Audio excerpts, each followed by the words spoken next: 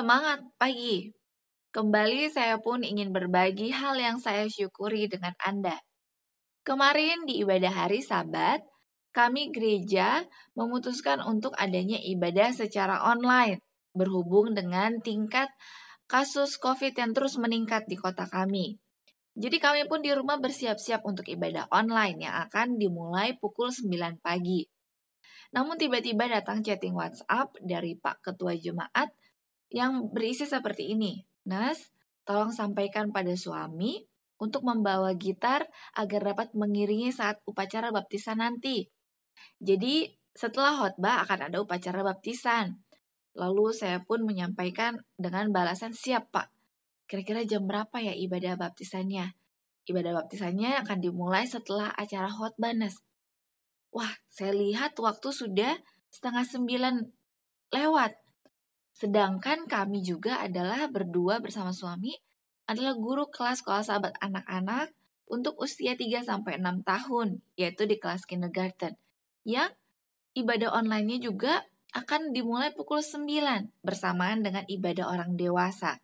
Jadi sekolah sahabat dewasa jam 9, anak-anak pun jam 9 bersama-sama dimulai secara online.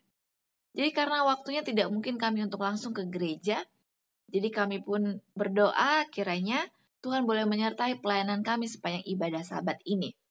Kami pun putuskan untuk ibadah online dulu di rumah, memimpin kelas kindergarten untuk anak-anak, sampai ibadah selesai baru kami akan melanjutkan ibadah tiba di gereja.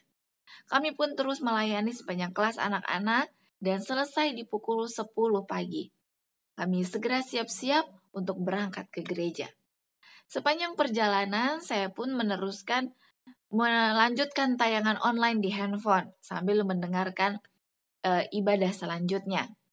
Dan berdoa di dalam hati, semoga kami boleh tiba tepat waktu di gereja sebelum upacara baptisan dimulai.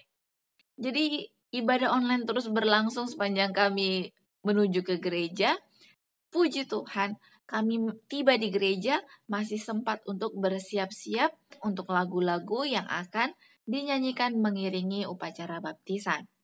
Puji Tuhan, Tuhan menyertai kami sepanjang perjalanan. Dan ibadah baptisan pun selesai. Sudah siang hari kami melanjutkan singgah di rumah mertua saya karena letaknya cukup dekat dengan gereja. Kalau mertua ibadah online di rumah, karena yang datang ke gereja hanyalah para partisipan yang melayani dan juga calon baptisan. Kami pun melanjutkan makan siang di rumah mertua. Setelah selesai, kami memiliki waktu bersama keluarga dan dilanjutkan lagi pukul 3 sore untuk mengikuti ibadah kelas kemajuan. Hingga kami tiba di rumah sudah malam, kami pun renungan tutup Sabat sebentar dan bersyukur untuk berkat Tuhan memimpin kami sepanjang satu Sabat tersebut. Inilah hal yang saya syukuri, bahwa Tuhan terus membimbing kami di waktu-waktu yang luar biasa. Sepanjang perjalanan, Tuhan membantu agar jalur lalu lintas kami pun lancar. Sungguh banyak lampu hijau yang Tuhan bantu, sehingga kami boleh tiba dengan cepat di gereja. Saya pun berharap Anda dapat memiliki hal yang Anda syukuri, mulailah dari hal-hal yang sederhana, yaitu hal-hal yang kecil. Baik, mari kita lanjutkan renungan pagi kita hari ini di tanggal 30 Mei dengan judul Kita Mengikuti Kristus dalam Upacara Kerendahan Hati. Ayat intinya tertulis dalam Yohanes 13 ayat 14 dan 15. Jadi, jikalau aku membasuh kakimu, aku yang adalah Tuhan dan gurumu, maka kamu pun wajib saling membasuh kakimu. Sebab aku telah memberikan suatu teladan kepada kamu, supaya kamu juga berbuat sama seperti yang telah kuperbuat kepadamu. Mari kita dengarkan penjelasannya. Ketika murid-murid memasuki ruangan atas, hati mereka penuh dengan perasaan sakit hati. Yudas mendesak mencari tempat di sebelah kiri Kristus, Yohanes di sebelah kanan.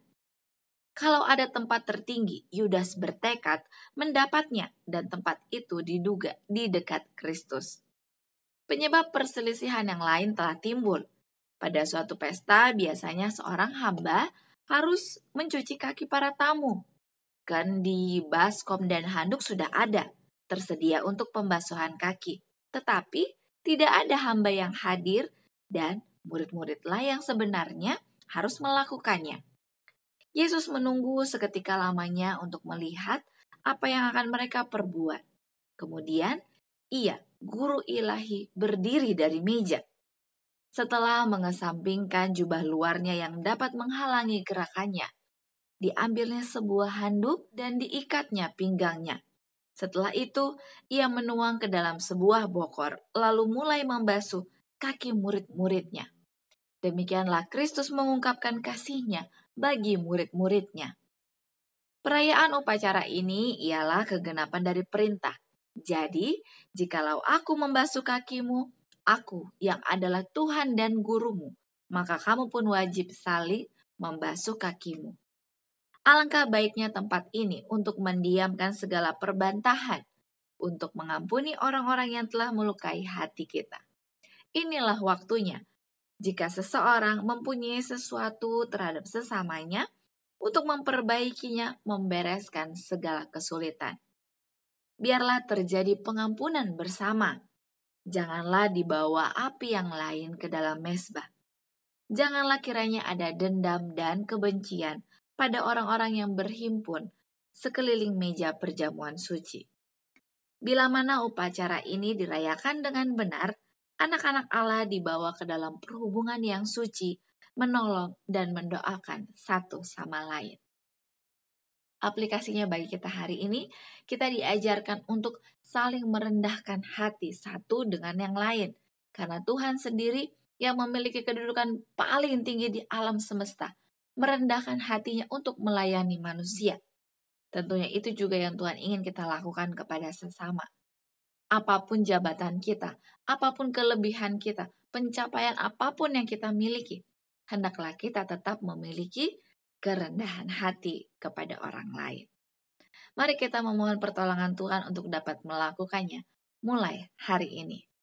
Slogan kita, awali hari ini dengan renungan pagi. Dan di dalam pokok doa kita, mari kita terus mengucapkan permohonan agar Tuhan memberikan kepada kita kemauan dan kita pun memilih untuk merendahkan hati kita. Meskipun rasanya sulit, tapi saya pun belajar.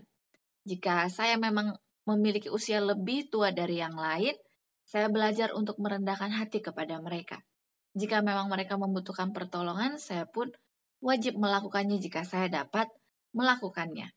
Dan kepada orang yang lebih tua khususnya, saya harus lebih lagi merendahkan hati, melayani dengan tulus dan ikhlas. Jika ada di antara Anda pun yang ingin didoakan, mari Anda dapat menuliskan usulan doa Anda di kolom komentar di bawah ini. Dan di kolom yang sama, saya terus mengajak kepada Anda semua untuk berbagi hal yang Anda syukuri dan kiranya itu juga dapat menjadi berkat bagi setiap orang yang membacanya. Sampai jumpa esok hari, kita akan melanjutkan pembacaan renungan pagi kita. Saya berdoa, kiranya setiap doa-doa permohonan kita akan dijawab oleh Tuhan tepat pada waktunya Tuhan. Sampai jumpa, Tuhan memberkati kita semua. Amin.